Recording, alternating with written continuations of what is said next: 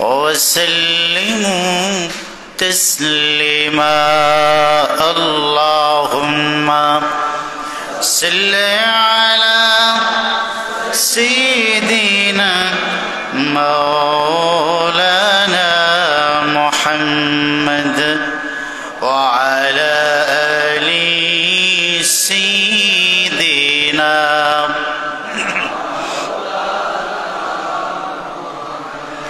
محبت پوری اللهم صل على مولانا محمد وعلى آل سيدنا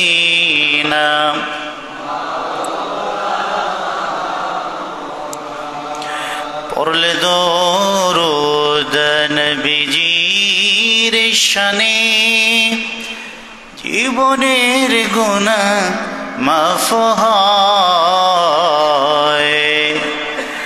আল্লাহর হাবিবের ভালোবাসায় আল্লাহর জান্নাত পাওয়া যায় আল্লাহুম্মা সাল্লি আলা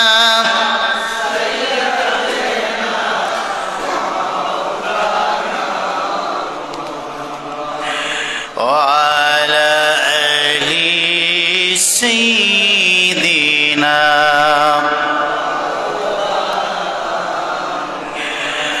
لا إله لا إله لا إله لا إله لا إله لا إله إلا الله محمد رسول الله صلى الله عليه وسلم اللهم صل وسلم وبارك عليه মহান আল্লাহ রাব্বুল আলামিনের দরবারে লাখো কোটি শুকরিয়া সুজুদ আদায় করছি যে মহান রব তার একান্ত দয়া এবং রহমতের বদৌলতে আমাদেরকে সুস্থ রেখেছেন। সুস্থতার নিয়ামত হৃদয়ে ধারণ করে আমরা সপ্তাহের শ্রেষ্ঠ দিন পবিত্র জুমার দিবসে আল্লাহর ঘর বেহেশতের বাগান জান্নাতের টুকরায় উপস্থিত হতে পেরেছি। যে মনিবের দয়া এবং রহমতের বদৌলতে এই মোবারক মজলিস স্থানে উপস্থিত হতে পারলাম, যিনি আমাদেরকে এই সুযোগ করে দিয়েছেন, অনুগত বান্দার মতো সে মহান রবের আলীশান দরবারে কালিমত শুকর আদায় করছি। মহব্বত আর ভালোবাসা নিয়ে মালিকের শুকর আদায় করে সকলে একবার পড়ছি আলহামদুলিল্লাহ। লাখো কোটি তার চেয়ে অনেক অনেক গুণ বেশি দরুদ আর সালাম আল্লাহর সৃষ্টির প্রধান আকর্ষণ, সমস্ত নবী কুলের মাথার তাজ, নবিয়ুল আম্বিয়া ওয়াল মুরসালিন, রাহমাতুল লিল আলামিন, নবিয়ুল আকরাম, ফখরে দো আলম, নূরে মুজাসসাম, নূরুন আলা নূর, নবিউনা হাবিবুনা সাইয়্যিদি ওয়া সাইয়্যিদুনা প্রিয় নবীজি মুহাম্মদুর রাসূলুল্লাহ সাল্লাল্লাহু আলাইহি ওয়াসাল্লামের মোবারক কদম মদিনা আল মুনাওয়ারার পানে আল্লাহ জাল্লা জিক্রু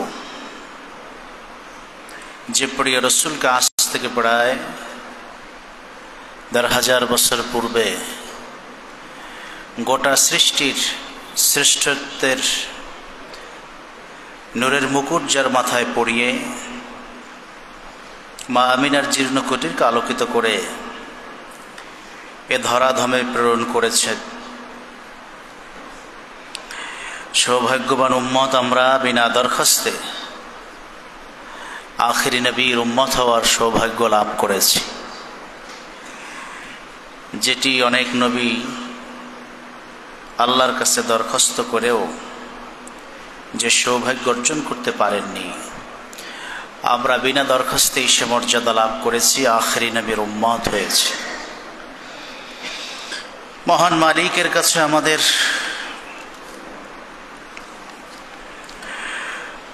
আবেদন, আল্লাহ যেন তার হাবিবে কিবরিয়ার দিদার, জিয়ারত, মোলাকাত, সাক্ষাৎ,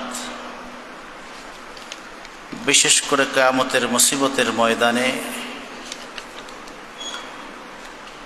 শাফাতের মহা নেয়ামত আল্লাহ যেন প্রত্যেকটি উম্মতের ভাগ্যে লিখে দেন।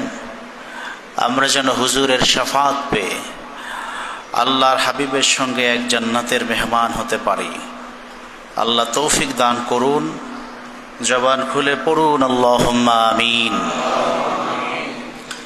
পবিত্র কোরআন কারীম সূরাতুন নিসা 59 নং আয়াতে কারিমা থেকে আমরা তেলাওয়াত করেছি।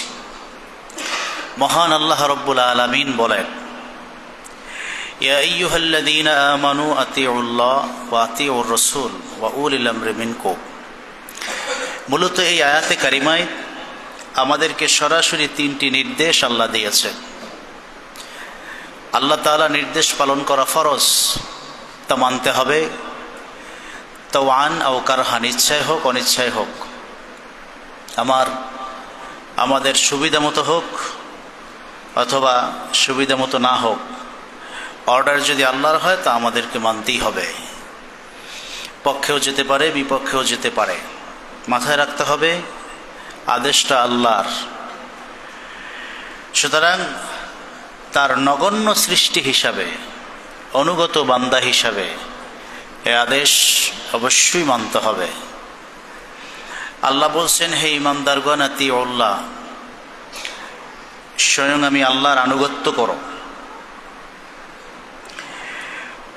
স্বয়ং আল্লাহ তাআলার আনুগত্যের অর্থ হলো আল্লাহর আদেশের কাছে মাথা নত করা, যত নিষেধ আছে তা থেকে ফিরে থাকা, এটাই আনুগত্য। স্রষ্টাকে যেহেতু দেখি নাই, তার মুখের ভাষা কথাও শুনি নাই,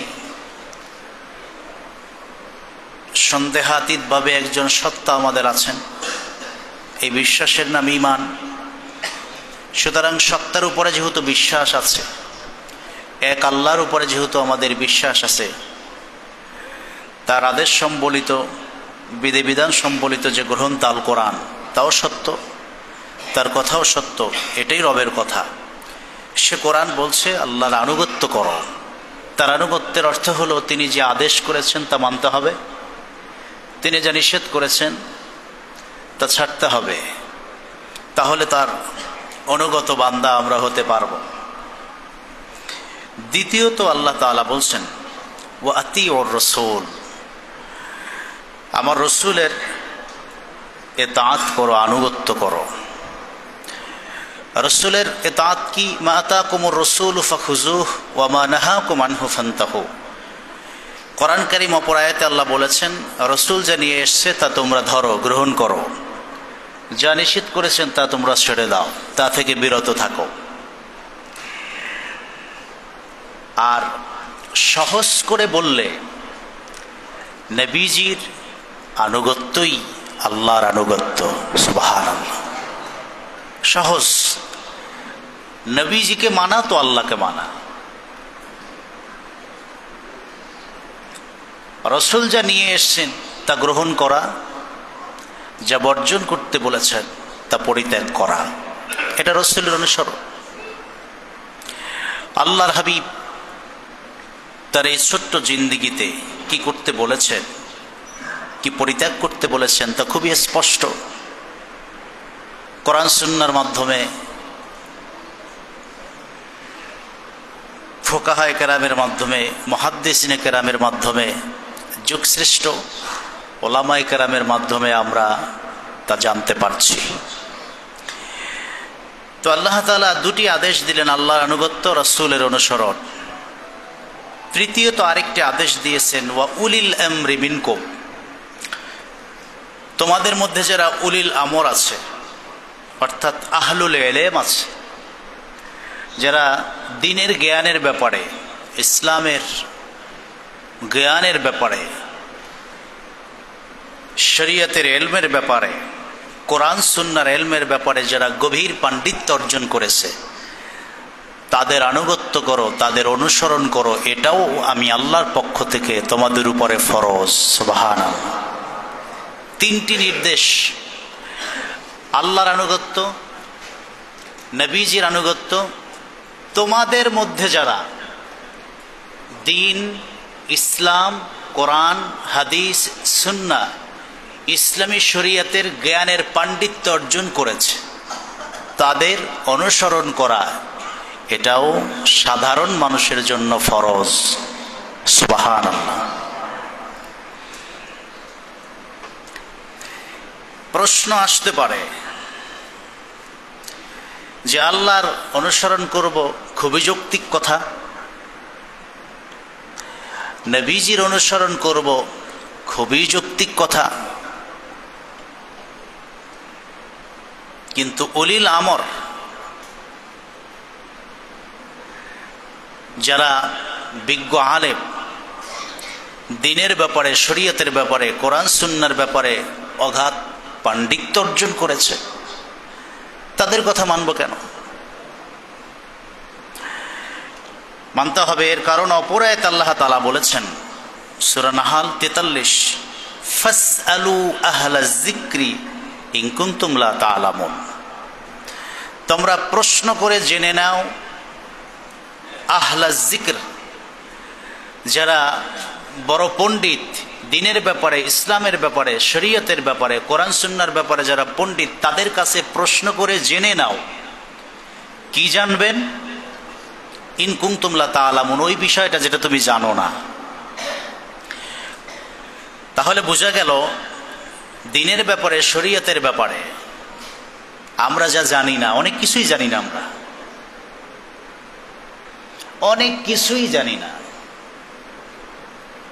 কোরআন কারীমের ছোট্ট একটি আয়াতের অনুবাদ জানি না, কিন্তু আমাকে 5 ওয়াক্ত সালাত আদায় করতে হচ্ছে, রোজা পালন করতে হচ্ছে, যাকাত দিতে হচ্ছে, শরীয়তের সব বিধান আমাদের জন্য পালন করা শর্ত মোতাবেক ফরজ, ওয়াজিব, সুন্নত, কিন্তু আমরা অনেক কিছু জানি না। আর ইসলামে মানার আগে জানা শর্ত। আপনি যেটা মানবেন, আপনি যেটা করবেন, সেটা করার আগে, মানার আগে জানাটা ফরজ। আপনি জুমার নামাজ পড়বেন, 2 রাকাত না 4 রাকাত, 4 রাকাত না 8 রাকাত, আপনি যদি না জানেন পড়বেন কেমনে? এজন্য আমল করার আগে জানাটা ফরজ। এই জন্য আল্লাহ তাআলা বলছেন, তুমি যা জানো না তা যারা জানে তাদের কাছে প্রশ্ন করে জেনে নাও, এই জানাটা ফরজ। এই জন্য আল্লাহ তাআলা বলছেন, আহলুল ইলম যারা আছে, যারা দ্বীনি, ইসলামী, কোরআন এবং সুন্নাহর জ্ঞানে পারদর্শী, তাদের কাছ থেকে তোমরা জেনে নাও। এখানে আরেকটি প্রশ্ন আসতে পারে, সেটি হলো এই যে আমি যা জানি না, আমরা যা জানি না, তা কোরআন থেকে জেনে নিব, সুন্নাহ থেকে জেনে নিব, ব্যক্তি আলেমের কাছ থেকে কেন জানব? আল্লাহর হাবিব তো বিদায় হজের ভাষণে বলে গেছেন, তোমাদের কাছে 2টি জিনিস রেখে গেলাম, তারাকতু ফীকুম আমরাইন লান তাদিল্লু মা তামাসসাকতুম বিহিমা কিতাবাল্লাহি ওয়া সুন্নাত রাসূলিহি। আল্লাহর কোরআন আর আমি নবীর সুন্নাহ রেখে গেলাম, তা যদি তোমরা আঁকড়ে ধরো পথভ্রষ্ট হবে না। তো কোরআন আর সুন্নাহ থাকতে ব্যক্তির কাছ থেকে কেন জানবো? যৌক্তিক প্রশ্ন। এবং এই প্রশ্নের কারণে বহু মানুষ বিভ্রান্তিতে আছে, পথ ভ্রষ্টতার মধ্যে আছে। খুবই সুন্দর কথা। আমার ঘরে কোরআন আছে, আমার ঘরে সুন্নাহ হিসেবে রাসূলুল্লাহর হাদিস আছে, হাদিসের কিতাব আছে। তা আমি নিজে নিজে কোরআন পড়ে আর হাদিস পড়ে ইসলামী শরিয়াত দ্বীনের ব্যাপারে এলেম অর্জন করব। ব্যক্তির প্রয়োজন কি? নবীজি তো বলেছেন কোরআন আর সুন্নাহ তোমাদের জন্য রেখে গেলাম, তা যদি আঁকড়ে ধরতে পারো পথভ্রষ্ট হবে না। তো ব্যক্তির কাছ থেকে আমার জানতে হবে কেন? বহু মানুষ আছে নিজে নিজে বোঝার চেষ্টা করে, ভালো, কিন্তু নিজে নিজে বুঝতে গেলে বিভ্রান্ত হওয়ার যথেষ্ট সুযোগ আছে, পথভ্রষ্ট হওয়ারও সুযোগ আছে। আমি খুব স্পষ্ট করে আপনাদেরকে যদি একটু বুঝিয়ে বলার চেষ্টা করি, আপনারা সহজেই বুঝতে পারবেন। আপনি যদি বলেন ইসলামী শরিয়তের সমস্ত বিষয়গুলি আমি কোরআন থেকে জানব, প্রশ্ন হলো আমরা কোরআন সম্পর্কে কতটুকু জ্ঞান রাখি, কতটুকু ধারণা রাখি? অনুবাদ বুঝলেই কি কোরআন বোঝা হয়? আপনি 30 পারা কোরআনের শুরু থেকে শেষ সব অনুবাদ পড়লেন, বলার কি কোনো সুযোগ আছে আমি সব বুঝে গেছি? কোনো সুযোগ নাই। আপনি হাদিসের কিতাবগুলো সব পড়লেন, এই সব হাদিসগুলো পড়ে আপনি কি চাইলেই আমল করতে পারবেন? প্রত্যেকটি হাদিসের অন্তর্নিহিত যে উদ্দেশ্য আছে, রাসূল কি বুঝাতে চেয়েছেন, কোরআন কারীমের কোন আয়াত দিয়ে আল্লাহ তাআলা কি বুঝাতে চেয়েছেন, সেই বিষয়ে আপনি কি পাণ্ডিত্য অর্জন করেছেন? তা তো আমরা কেউ করি নাই। সব জ্বরে কি এক, সব জ্বরে কি এক ঔষধ চলবে? এক এক জ্বরের উদ্দেশ্য এক, এবং সে অনুযায়ী তাকে মেডিসিন দিয়ে রোগ সারাতে হবে। কোরআন কারীমে হাদিসের মধ্যে এক একটি শব্দের 70 থেকে 80টি অর্থ আছে। আমরা মানুষকে সুন্দর বলি না, আরবিতে সুন্দরকে জামাল বলে, জামাল। আপনারা হজের সফরে নিশ্চয়ই উট দেখেছেন। উটকে আরবিতে কি বলে জানেন? জামাল। 3টি অক্ষর, জিম মিম লাল লাম, জামাল অর্থ উট, জামাল অর্থ সুন্দর। কখন জামালের অর্থ উট হবে, কখন জামালের অর্থ সুন্দর হবে, এতটুকু বোঝার জ্ঞান যার নাই, সে কোরআন আর হাদিস পড়ে নিজে আমল করতে পারবে না। তাহলে ওই সুন্দরের জায়গায় উট পড়বে, উটের জায়গায় সুন্দর পড়বে। যে মানুষ দেখতে জামাল মানে উট। এজন্য কোরআন আর হাদিস নিজে পড়ে নিজে বুঝে আমল করতে গেলে অধিকাংশ ক্ষেত্রে পথভ্রষ্ট হওয়ার সম্ভাবনা আছে। এজন্য আল্লাহ কোরআন কারীমে বলছেন, ওয়া উলিল আমরি মিনকুম, তোমাদের মধ্যে দ্বীনের বিষয়, শরীয়তের বিষয়, কোরআন সুন্নাহর বিষয় যারা পাণ্ডিত্য অর্জন করেছে তাদেরকে অনুসরণ করো, তোমার জন্য সেভ।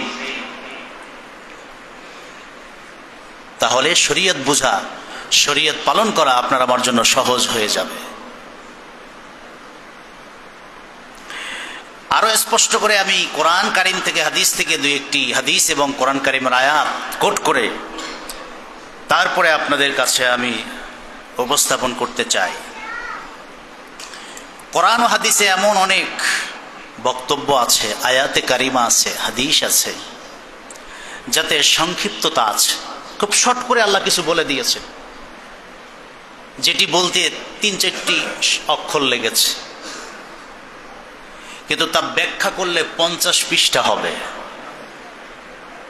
আপনি যদি শাব্দিক জ্ঞানের ব্যাপারে আপনি যদি জাহাজ হয়ে থাকেন, চট করে একটা শব্দ বললাম আমি, তা দিয়ে অনেক কিছু বুঝেছি,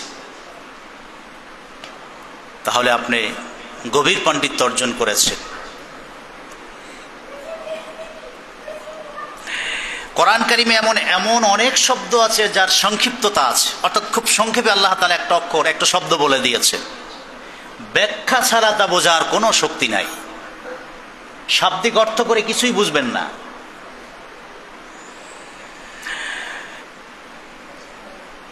এবং আছে অস্পষ্টতা, মানে যেই শব্দটি থেকে স্পষ্ট কোনো অর্থ আপনি নিতে পারবেন না, এমন অনেক শব্দ কোরআন কারিম আছে যার অর্থ বুঝতে আপনার আমার জন্য অনেক অনেক অনেক অনেক বেশি শ্রম সময় ব্যয় করতে হবে, কিন্তু আল্লাহ তাআলা এই শব্দটার অর্থটা কি করেছে তা বোঝা আমাদের জন্য কঠিন হয়ে যায়।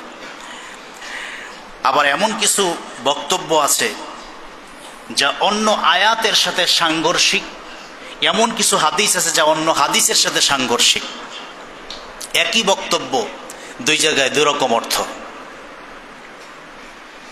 যেগুলি ব্যাখ্যা বিশ্লেষণ ছাড়া, যেগুলো গভীর পাণ্ডিত্য অর্জন করেছেন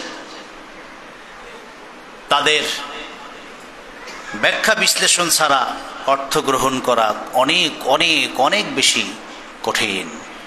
সেক্ষেত্রে আপনি ওই সমস্ত মুহাক্কিক আলেমদের দ্বারস্থ হওয়া ছাড়া, ওই সমস্ত মুহাদ্দিস মুফাসসিরদের কাছে যাওয়া ছাড়া এই আয়াত, এই শব্দের কোনো ব্যাখ্যাই করতে পারবেন না।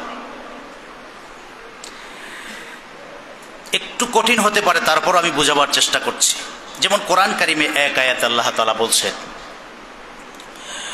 ওয়া ইন কুনতুম যুনুবান ফাত্তাহহারু, যখন তোমরা অপবিত্র হও তখন তোমরা পবিত্রতা অর্জন করো, ওযুর মাধ্যমে, গোসলের মাধ্যমে আমরা পবিত্রতা অর্জন করি। এরপর আল্লাহ বলছেন, ওয়া ইন কুনতুম মারদা, যদি তোমরা অসুস্থ হও, আও আলা সাফারিন, অথবা কোনো সফরে থাকো, আও জাআ মিনকুম মিনাল গায়েত, অথবা তোমাদের কেউ টয়লেট বা ইস্তেঞ্জা থেকে টয়লেট ইস্তেঞ্জা সেরে বের হয়, আও লামাসতুমুন নিসা, অথবা স্ত্রীদের সাথে মোলামাসাত করে, ফালাম তাজিদু, এই কাজগুলি করার পর এখন পানি নাই, এমন একটা এলাকায় আছি, হয়তোবা সফরে আছি, অথবা আমি অসুস্থ, অথবা পেশাব পায়খানা থেকে আসছি, অথবা স্ত্রীর সাথে মোলামাসাত কি আমি এটা বলবো। এরপরে আমাদের কাজ হলো সালাত চলে আসছে, এখন আমাদের নামাজের জন্য পবিত্রতা অর্জন করতে হবে, কিন্তু পানি নাই। আল্লাহ বলছেন, ফাতায়াম্মামু সাঈদান তাইয়্যিবা, পবিত্র মাটি দিয়ে তায়াম্মুম করো। আমরা তায়াম্মুম করি এই সমস্ত পরিস্থিতিতে। এখানে একটি শব্দ আও লামাসতুম, এখানে 5টি অক্ষর লামাসতুম। এই লামাসতুমের অর্থটা কি? এর দুটি অর্থ আছে। মোলামাসাতের এক অর্থ হলো স্পর্শ করা, মোলামাসাতের আর এক অর্থ হলো স্ত্রীর সঙ্গে সহবাস করা। শব্দ কয়টা? একটা। অর্থ কয়টা? দুইটা। অর্থাৎ তোমরা যদি স্ত্রীর সঙ্গে সহবাস করে থাকো অথবা স্ত্রীকে স্পর্শ করে থাকো, এরপরে পানি না পেলে তায়াম্মুম করে সালাত আদায় করবে। প্রশ্ন হলো, এখানের এই দুই অর্থের কোন অর্থ আপনি নেবেন? আপনি যদি অর্থ নেন মোলামাসাত, স্পর্শ, তাহলে স্ত্রীকে স্পর্শ করলেই আপনার জন্য, আপনাকে পবিত্র হওয়ার জন্য ওযু করতে হবে। আর যদি এটার অর্থ হয় স্ত্রীর সঙ্গে একাত্রে সময় পার করা, সহবাস করা, তাহলে কি ওযু করলেই লোকটি পবিত্র হয়ে যাবে? না, তার জন্য গোসলটা ফরজ হয়ে যাবে। এখানে যেটা ঝামেলা হলো, তাহলে এই যে একটা শব্দ দুইটা অর্থ, আপনি এখানে কোন অর্থটা নেবেন? এই কোন অর্থ নেবেন এখন তো আপনি ইচ্ছা মতো নিলে হবে না। এই একটি শব্দের দুটি অর্থ হয়। এখন দুটি অর্থ খুবই স্পর্শকাতর। একটি হলো সামান্য স্পর্শ করলেই তার জন্য গোসল ফরজ হয়ে যাবে যদি এটা নেন। আর যদি আপনি সহবাসের অর্থ নেন তাহলে তার জন্য গোসল ফরজ। স্পর্শ করলে আমরা তো স্পর্শ করি, হাত ধরি মুসাফা করি, তাতে তো গোসল ফরজ হয় না। তাহলে একটি অর্থ নিলে গোসল ফরজ হয়, আর একটি অর্থ নিলে কিছুই হয় না, দুটি স্পর্শগতর মাসআলা। এক্ষেত্রে আপনি কোন অর্থটা নেবেন? এটা নিয়ে মুহাদ্দিসিনে কেরামের ভিতরে, সাহাবা আজমাইনের ভিতরে দুটি দল হয়ে গেছে। এক দলে গেছেন আম্মা জান আয়েশা, আরেক দলে গেছেন হযরত ওমর। এমন কি ব্যাখ্যা করতে গিয়ে মারামারি পর্যন্ত হতে অবস্থা হয়েছে। আল্লাহর হাবিব বলেছেন যে দিনকে আমি সহজ করে দেওয়ার জন্য পৃথিবীতে আসছি, কঠিন করার জন্য আসি নাই। আমি রসুল এই আয়াতে কারিমার এই অর্থকে সামনে নিয়ে, যদি দুটি অর্থ দুটি নেওয়ার সুযোগ আছে, কিন্তু আমি রসুল ব্যাখ্যা দিয়ে গেলাম এখানে লামাস্তুমের অর্থ হলো স্পর্শ করা। তাতে হবে কি উম্মতের জন্য সহজ হবে যে স্ত্রীকে স্পর্শ করলেই গোসল ফরজ হবে না, বরং অজু ভাঙবেও না। এইভাবে করে আল্লাহ রসুল নিজে ব্যাখ্যা করে এটার একটা অর্থ দিয়েছেন। এখন আপনি যদি বলেন যে আমি আমার মতো করে অর্থ করব, তার কোনো সুযোগ কখনোই নাই। এজন্যই যে কোরআন কারীমের এরকম একাধিক শব্দ আছে, শত শত শব্দ আছে, যার একটি শব্দের 100টা অর্থ আছে। প্রশ্ন হলো, আমি যদি নিজে কোরআন পড়ে বুঝতে চাই আর শব্দ জ্ঞান সম্পর্কে আমার যদি ধারণা থাকে, ন্যূনতম ধারণা না থাকে, তাহলে এই কোরআন কারীমের নিজের ইচ্ছে মতো একটা অর্থ ব্যাখ্যা করে আমল করলে পথভ্রষ্ট হওয়ার সম্ভাবনা আছে। এজন্য আল্লাহ তাআলা বলছেন, যারা কোরআন বিষয়ক, হাদিস বিষয়ক পণ্ডিত আছে, জ্ঞানী আছে, তাদের দ্বারস্থ হলে সঠিক অর্থটা গ্রহণ করা যায় এবং সেক্ষেত্রে মানুষগুলি সহজে সত্যের পথ পেয়ে যায়। যদিও এই শব্দটির দুটি অর্থের পক্ষে দুটি সহিহ হাদিসও আছে। এর অর্থ চাইলে আপনি সহবসে নিতে পারেন, এর অর্থ চাইলে আপনি স্পর্শও নিতে পারেন, দুটি অর্থ ধরেই আপনি আমল করতে পারেন। কিন্তু আল্লাহ রসুল উম্মতের সহজ হওয়ার জন্য এই স্পর্শের অর্থটা নিয়েছেন, যাতে করে স্ত্রীকে স্পর্শ করলে গোসল ফরজ হয়ে না যায়। এই জন্য আল্লাহ বলছেন, আমাকে অনুসরণ করো, আমার নবীকে অনুসরণ করো। উলিল আমর যারা, জগতের ভিতরে যারা কোরআন সুন্নাহর ব্যাপারে অধিক জ্ঞান রাখে, তাদের অনুসরণ করো। তাহলে দিন বোঝা, ইসলাম বোঝা, জান্নাতের পথ পাওয়া সহজ হয়ে যাবে। বলেন না সুবহানাল্লাহ। এখন নবীজি থাকার কারণে সাহাবা আজমাইন এই শব্দের একটি অর্থ গ্রহণ করতে পেরেছেন। কিন্তু এমন অনেক বিষয় আছে যেটা আল্লাহ রসুলের অবর্তমানে সাহাবীরা ফয়সালা দিয়েছে। সাহাবীদের অবর্তমানে বড় বড় মুহাক্কিক উলামায়ে কেরাম সমাধান দিয়েছে। কারণ সব বিষয়ের সমাধান আল্লাহর হাবিবের সময়, আল্লাহ রসুলের সময় সমস্যা উদ্ভাবনও হয় নাই, সমাধানেরও প্রয়োজন হয় নাই। কিছু কিছু সমস্যা সময়ের তালে তালে, যুগ যত সামনে গিয়েছে, সমস্যা প্রকট হয়েছে, তার সমাধানের প্রয়োজন হয়েছে, যা যুগের বড় বড় মুহাদ্দিসিন কেরাম, উলামায়ে কেরাম দিয়েছে। এই জন্য আল্লাহ তাআলা যুগে যুগে মুহাক্কিক উলামায়ে কেরামদের অনুসরণ করতে বলেছেন। সম্মানিত শুধু আমি একটা বললাম, আর দু একটা হাদিস থেকে আপনাদেরকে শোনাই, তাহলে স্পষ্ট হয়ে যাবে। যেমন আগেই বলেছি, শরীয়তের এমন অনেক বিষয় আছে যেগুলো একটি হাদিস আর একটি হাদিসের বিপরীত। কোরআন কারীমের এক আয়াত অপর আয়াতের সাথে সাংঘর্ষিক হয়। সেক্ষেত্রে আপনি আমি কিভাবে মানব, কোন হাদিসটা মানব, কোন হাদিসটা বাদ দিব, সেটা নির্ণয় করার যোগ্যতা তো আমার নাই। যে আমি এই হাদিসটা মানবো, এটাও সহি, এই হাদিসটা সহি, এটা মানবো না, এই দুঃসাহসিকতা দেখানোর ক্ষমতা তো আমাদের নাই। এই ব্যাপারে মুহাদ্দিসিনে কেরাম কি ফয়সালা দিয়েছেন, জগৎ বিখ্যাত বড় বড় উলামায়ে কেরাম কি ফতোয়া দিয়েছেন, তা আমাদের মানতে হবে। যেমন রোজার ব্যাপারে দুইটা হাদিস আমি আপনাদেরকে শোনাই। মানুষ যে শিঙ্গা লাগায়, এ সম্পর্কে আমাদের কম বেশি ধারণা আছে। সহিহ বুখারী 1938 নং হাদিস, ইহতাজামা ওয়া সায়েম, আল্লাহ রসুল রমজান মাসে শিঙ্গা লাগিয়েছেন।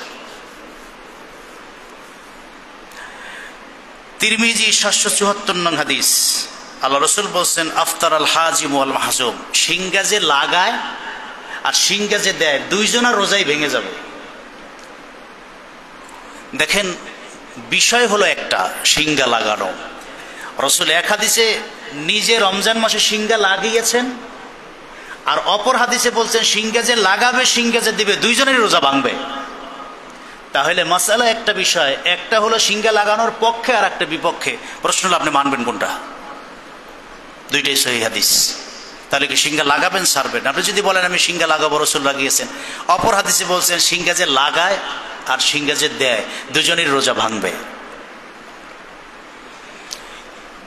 এটা নিয়েও সাহাবীদের ভিতরে তুমুল ঝগড়া।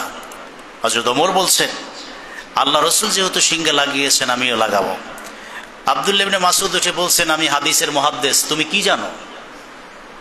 আমার চেয়ে বেশি জানো তুমি? না, আপনার চেয়ে তো আমি জানি, আপনি মুহাদ্দিস মানুষ। রাসূল বলেছেন যে সিংহে লাগাবে আর যে সিংহা দিবে দুইজনের রোজা ভাঙবে। শেষ পর্যন্ত আল্লাহ রাসূল পর্যন্ত পৌঁছে গিয়েছে। আল্লাহ রাসূল শেষ পর্যন্ত এই হাদিস দুটির ব্যাখ্যা দিয়েছেন। দেখেন, নিজে বোঝা অনেক কঠিন একই বিষয়, একাধিক হাদিস, সেক্ষেত্রে সমাধানের জন্য উপস্থিত আল্লাহ রাসূল থাকাকালীন সাহাবীরা তার কাছে গিয়েছেন। ওমরকে বলেছেন আপনার পক্ষে যুক্তি দেন, আপনি তো হাদিস পড়লেন দুইটাই, আপনি কি বলছেন? হযরত ওমর বলছেন ইয়া রাসূলুল্লাহ, আপনি যেহেতু পারমিশন দিয়েছেন তাহলে আমি একটু ইজতিহাদ করি, মুস্তাহিদ হই। আমি নিজের একটা মত বলি, এই মতকে আরবিতে মাযহাব বলে, মত, মতামত। যে আমার মত হলো রোজা ভঙ্গের অন্যতম কারণ বেশি পরিমাণে রক্ত বের হওয়া। তার পরিমাণ হলো যেটা প্রবাহিত রক্ত, মানে একেবারে রক্ত প্রবাহিত হচ্ছে, ফিনকি দিয়ে পড়তেছে বেশি পরিমাণ। কোনো কাজে যদি এরকম রক্ত বের হয় তাহলে রোজা ভেঙে যাবে। কিন্তু সিংহা লাগালে আসলে তো এই পরিমাণ রক্ত বের হয় না। সে দৃষ্টিকোণ থেকে আমার মাযহাব হলো রোজা অবস্থায় সিংহা লাগানো যাবে যদি প্রবাহিত রক্ত বের না হয়। আব্দুল্লাহ ইবনে মাসউদ বলে এটা তো ঠিক আছে, যদি ব্যাখ্যাটা এরকম হয় তাহলে তো সমস্যা নাই। আল্লাহ রাসূল মুস্কি হাসি দিয়ে বলছেন ওমরের মাযহাবটাই ঠিক আছে। সুবহানাল্লাহ বলেন। দেখেন, মতামত, বিজ্ঞ যারা মুহাদ্দিস, যারা মুফাসসির সাহাবী ছিলেন, তারা প্রত্যেকটা হাদিসকে ঘেটে, একই বিষয় দুই তিনটা হাদিস থাকলে তা নিয়ে ঘেটে একটা পথ বের করতেন, মত বের করতেন। সেটাকেই মাযহাব বলা হয়। তারাবিটাও সেম। নবীজি তো সমাধান দিয়ে যান নাই, আবু বকর তো সমাধান দিয়ে যান নাই।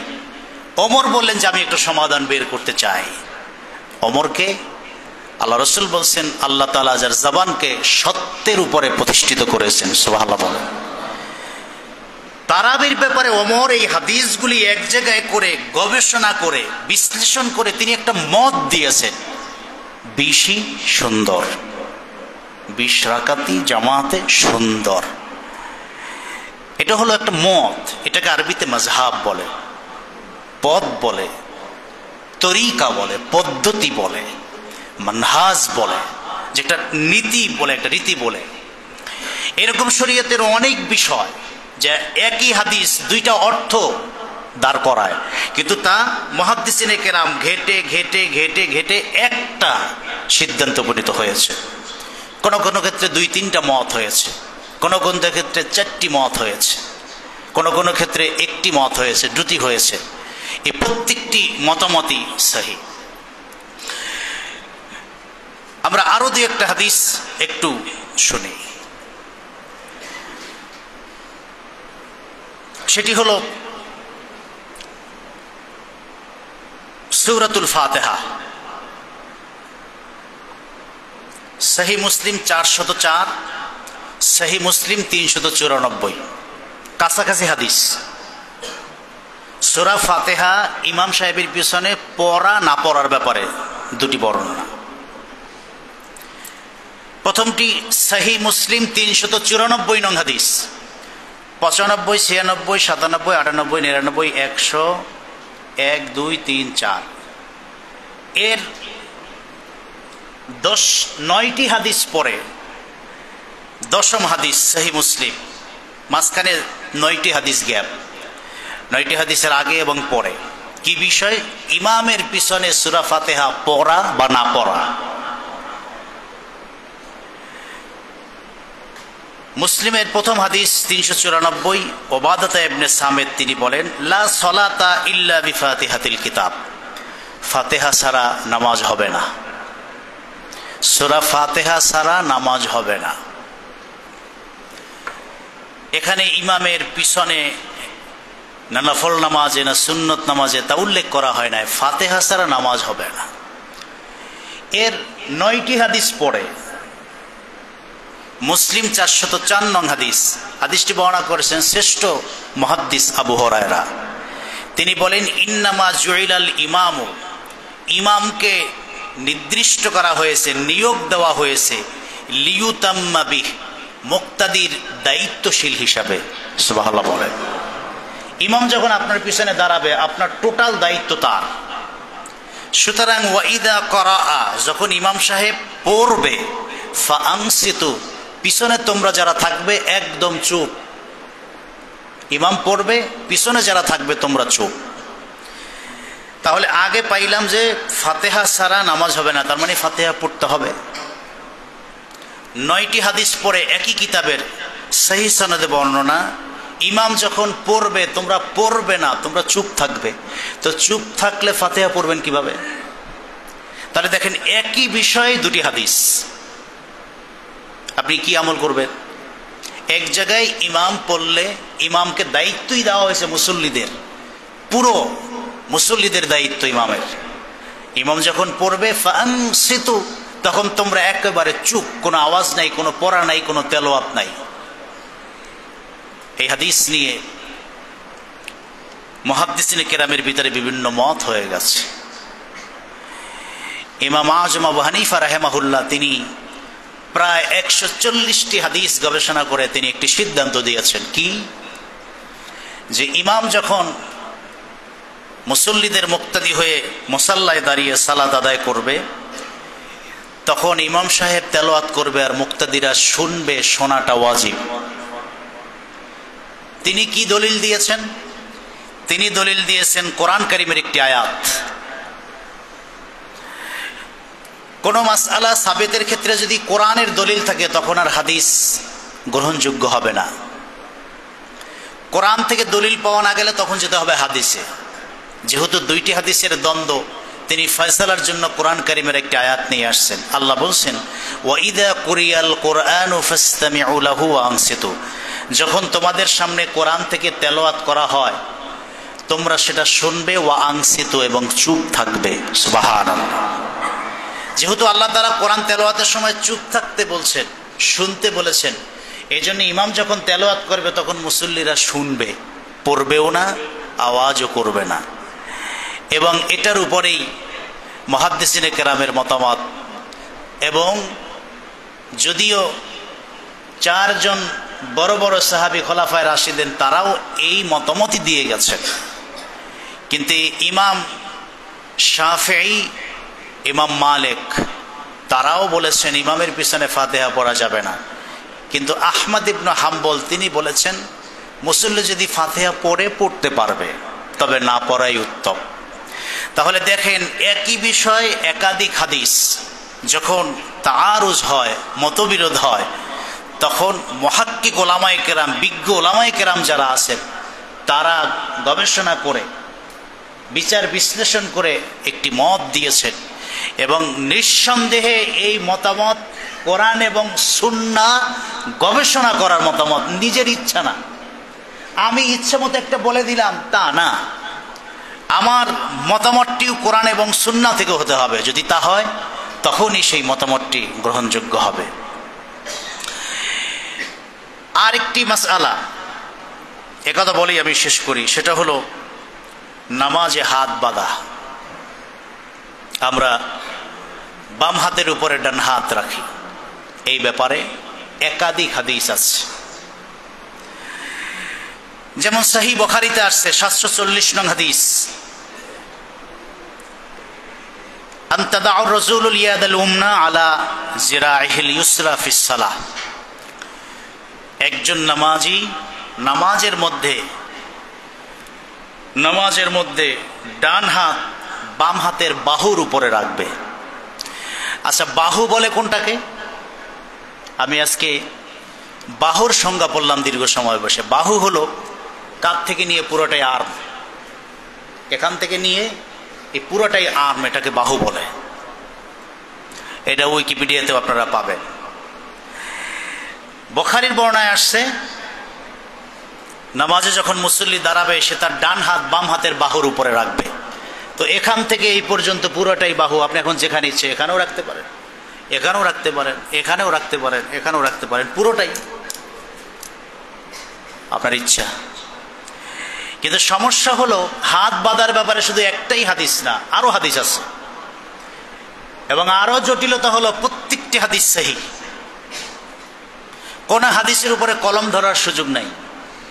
প্রশ্ন হলো আপনি মানবেন কোনটা? এবার আমি আসি দ্বিতীয় নাম্বার হাদিস, তিরমিজি 252। আল্লাহ রাসূল বলেন, ফায়াখুযু শিমালহু বিয়ামিনিহি, সে ডান হাত দিয়ে বাম হাত ধরবে। এখানে আসছে হাতের কথা, ইয়াদুন মানে হাত।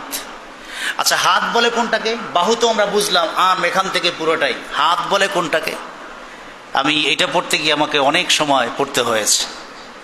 আপনারা নিশ্চয়ই জানেন হাত কতটুকু। হাত হলো কনুর পর থেকে নিয়ে এই আঙুলের ফিঙ্গার যেখান থেকে শুরু হয়, এখান থেকে নিয়ে শুরু করে এই পর্যন্ত 1 বিঘা, এইটু হলো হাত। অর্থাৎ ধরার জন্য যতটুকু শক্তি লাগে, এই তালুটা লাগে, কবজির শক্তিটা লাগে, এখানের একটু অংশ লাগে, এই পুরোটা মিলে যখন মানুষ শক্তি বলে না যে শক্ত করে ধরো হাত দিয়া, এই অংশটুকু হলো হাত। তিরমিজির এই হাদিসে আল্লাহ রাসূল বলছেন, তোমরা ডান হাত দিয়ে বাম হাত ধরবা, অর্থাৎ এখান থেকে নিয়ে শুরু করে এতটুকু জিনিস ধরবা, তাইলে হাত ধরা হবে। তাহলে বুখারীর হাদিসে পেলাম বাহু, তিরমিজির হাদিসে পেলাম আমরা হাত। আর একটা হাদিস আমি শোনাই আপনাদেরকে। আল্লাহ রাসূল বলছেন কি করবে? ওয়াদা ইয়াদাহুল উমনা, ডান হাত রাখবে আলা জাহরে কাফিল উসরা, বাম হাতের পেটের পিঠের উপর। ডান হাতটা রাখবে নামাজে, যখন হাত বাঁধবে ডান হাতের পেটটা রাখবে কোথায়? বাম হাত, ডান হাতটা বাম হাতের পেটের পিঠ মানে এখানে। তারপরে ওয়ার রুসগে, কবজির উপরে, ওয়াস সায়েদে, বাহুর উপরে। এটা হলো আবু দাউদ 727, ইবনে মাজাহ 912, নাসাই 888, সিয়াসিতে সব হাদিসে আছে। তাহলে আমরা মোটামুটি বুখারী, তিরমিজি আর নাসাই, আবু দাউদ এই হাদিস থেকে পেলাম বাম হাতের পেটের তালু, কবজি, হাত, বাহু। কমপক্ষে বাহু একটা জিনিস, হাত একটা জিনিস, কবজি একটা জিনিস, বাম হাতের পেটের পিঠ এটা একটা জিনিস। কমপক্ষে এই 4টে জিনিস আমরা হাদিস থেকে পেলাম। প্রশ্ন হলো এই 4টির কোনটা আপনি মানবেন, কোনটা ছাড়বেন? আপনি যদি একটি হাদিসের আমল ছেড়ে দেন, তাহলে এই হাদিসকে অস্বীকার করার কারণে আপনি গুনাহগার হবেন। তাহলে বোঝা গেল একই বিষয়ে একাধিক হাদিস থাকার কারণে একটু জটিলতা আছে না নাই? এইবার মুহাদ্দিসিনে কেরাম বিভিন্ন মতামত, সাহাবা আজমাইন কোন আমল করছেন, কে কোন জায়গায় ধরেছেন, কে কিভাবে নামাজে হাত বেঁধেছেন, তা নিয়ে বিচার বিশ্লেষণ করেছেন। এক একজনের পক্ষে এক এক রকমের দলিল এক জায়গায় করতে করতে করতে করতে 20 পৃষ্ঠা, 30, 40 পৃষ্ঠা হয়েছে। ইমাম আজম আবু হানিফা রাহিমাহুল্লাহ তিনি এই হাত বাঁধার ক্ষেত্রে একটা সমাধান দিয়েছেন। হাদিসে বাহুর কথা আছে, হাতের কথা আছে, কবজির কথা আছে, বাম হাতের পেটের পিঠের কথা আছে। তিনি চেষ্টা করেছেন এমন একটা ভাবে হাত বাঁধলে যাতে করে 4টি হাদিসেরই আমল হয়ে যায়। এজন্য তিনি সিদ্ধান্ত দিয়েছেন ডান হাতের পেট দিয়ে বাম হাতের কবজি বরাবর হাতটা যদি রাখা হয়, ভালো করে বুঝবেন মানে মাযহাবটা কেন আসলো, এই মতামতগুলোতে কেন যেতে হয়। আমি চাইলেই তো এই হাদিস পরে আমল করা শুরু করতে পারি। রাসূল বলছে বাহুর উপরে, এখানে রেখে আল্লাহু আকবার। কিন্তু আরো যে 3টে হাদিস আছে সে হাদিস কই রাখবেন? এক হাদিস আছে যে কবজির উপরে ধরতে হবে, সে আমল কো? এজন্য ইমাম আজম আবু হানিফা রাহিমাহুল্লাহ তিনি এই 4টি হাদিসকে এক জায়গায় করে তিনি একটি মত দিলেন, যে মতটি হাদিসের মধ্যে, বাইরে নয়, তিনি নিজে বলছেন মত যদি হাদিসের বাইরে হয় তাহলে আমি বাদ, আর আমার মত যদি কোরআন আর সুন্নাহর মধ্যে হয় তাহলে এটা আমার মত না, কোরআন হাদিসের মত। আমি একটু গবেষণা করে বের করে দিয়েছি। তিনি বলেছেন হাতটা যদি পেট যদি কবজির উপর রাখা হয় তাহলে এই হাতের একটা অংশ বাম হাতের পেটের উপরে পড়ে, তালুর উপরে, পেটের উপরে পড়ে, একটা অংশ কবজি ধরা হয়, আঙুলটা হাত এবং বাহুর উপরে চলে যায়। এই যে আঙুলটা আপনি যদি কবজির উপরে রাখেন, আঙুল হাতও পেল বাহুও পেল, পেটের এই অংশ বাম হাতের পিঠও পেল, কবজিও ধরা হলো। এখানে যদি হাতটা বাঁধা হয় তাহলে 4টি হাদিসের আমল হয়ে যায়। সুবহানাল্লাহ বলেন। এই জন্য আমরা মূলত হাতটা এখানে বাঁধি, আর এখানে বাঁধলে কবজির হাদিস বাদ হয়ে গেল, এই বাম হাতের পেটের পিঠ বাদ হয়ে গেল, হাত বাদ হয়ে গেল। যদি এখানে বাঁধে, আমি দেখি অনেক এরকম বাঁধে, কেন জানি না কি ব্যাখ্যা। ওই যে এমন যদি হয় যে আমি হাদিস পড়ে আমল করি, হয়তো বা তিনি ওই হাদিস পাইছেন আমল শুরু করে দিচ্ছেন, না, হাদিস একটা পেয়েই আমল শুরু করে দিবেন, তার বিপরীতে যে আরো 10টি হাদিস আছে সেই হাদিসগুলো আপনি কোথায় রাখবেন তাও আপনাকে দেখতে হবে। এজন্য আল্লাহ বলছেন আল্লাহকে রাসূলকে অনুসরণ করো, উলিল আমর, যারা কোরআন আর হাদিসের পাণ্ডিত্য এলেম রাখেন তাদের প্রতিও তোমাদের আনুগত্য থাকতে হবে, কারণ তারা যে ব্যাখ্যা বিশ্লেষণ করে দিয়েছেন তা কোরআন আর সুন্নাহ ঘেটেই দিয়েছেন। তাতে মঙ্গল আছে, তাতে হেদায়েতের পথ আছে, রাস্তা আছে। সহজ কথা, নিজে কষ্ট করে ডাক্তার হওয়া যায়, কিন্তু সেই ডাক্তারি করলে সুস্থ হওয়ার বদলে অসুস্থ হওয়ার চান্স অনেক বেশি। এই জন্য একজন বিজ্ঞ ডাক্তারের কাছে গিয়ে তার পরামর্শ, তার লিসন, তার দর্স, তার পাঠ, তার বক্তব্য, এটা ভালো করে শুনে তারপরে শিক্ষা গ্রহণ করতে হবে, ডাক্তারি সার্টিফিকেট নিতে হবে। এলেমটাও ঠিক, কোরআন এবং সুন্নাহর এলেম নিজে নিজে বুঝে নয়, যারা বুঝেছেন এ বিষয়ে, যারা পাণ্ডিত্য অর্জন করেছেন তাদের দ্বারস্থ হলে বোঝাটা সহজ, রাস্তাটা সহজ, আল্লাহ রসুল পর্যন্ত পৌঁছা সহজ। এজন্য আল্লাহ তাআলা বলছেন ফাসআলু আহলা যিকরি ইন কুনতুম লা তা'লামুন, যারা জানে তাদের কাছ থেকে না জানা জিনিসগুলো জেনে বুঝে তারপরে আমল করো। নিজে নিজে বুঝতে গেলে, নিজে নিজে বুঝে আমল করতে গেলে বিপদগামী হওয়ার সম্ভাবনা অনেক অনেক বেশি। আল্লাহ তাআলা আমাদেরকে এই বিষয়ে সহি বুঝ দান করুন, সকলেই পড়েন আমিন। আসসালামু আলাইকুম ওয়া রাহমাতুল্লাহ। দাঁড়িয়ে যাই, ফাঁকা জায়গা বন্ধ করে যারা কাবলাল